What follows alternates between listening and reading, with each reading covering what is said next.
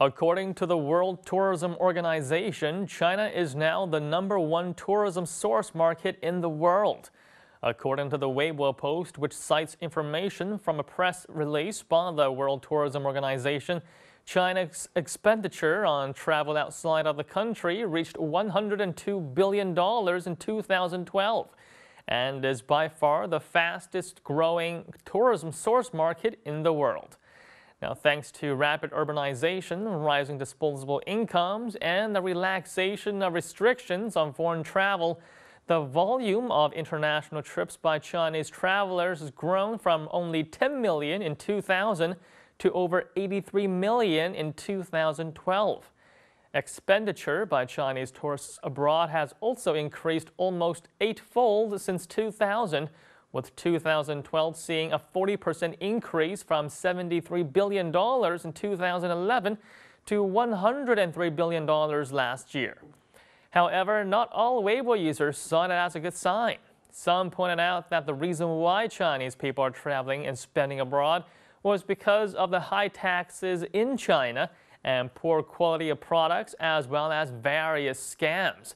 And some other commenters suggested that the exodus of Chinese travelers are due to rip-off prices of Chinese tourist destinations.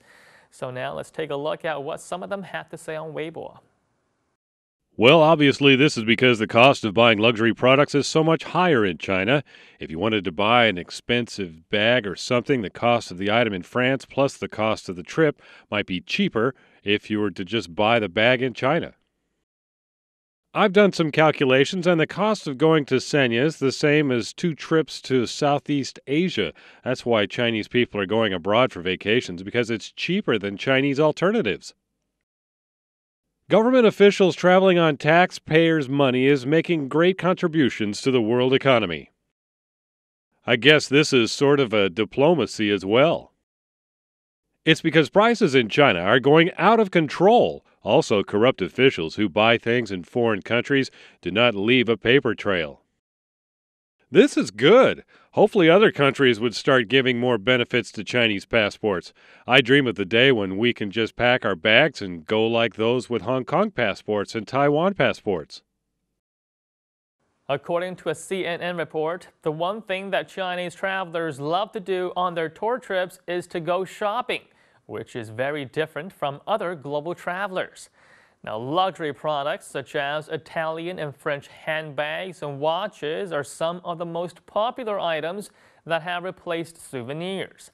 According to the director of the China Outbound Tourism Research Institute, shopping is also one of the main drivers for Chinese tourists. It's estimated that Chinese tourists will hit 100 million by 2015, a benchmark forecast that was originally meant for 2020. Meanwhile, domestically, China has seen vacation prices soar due to what a lot of Weibo users pointed out as inflationary pressures.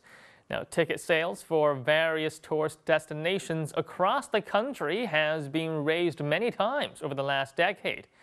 Now, one area that is a heavily promoted tourist destination, which also has a rather spotty reputation for ripping tourists off, would be the southern Chinese island of Sanya.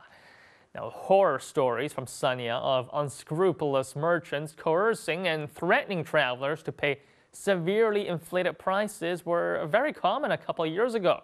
Now, it got so bad that many prominent economists pointed out that it was hampering and perhaps would derail the government's plan of establishing the island as a top-class vacation destination.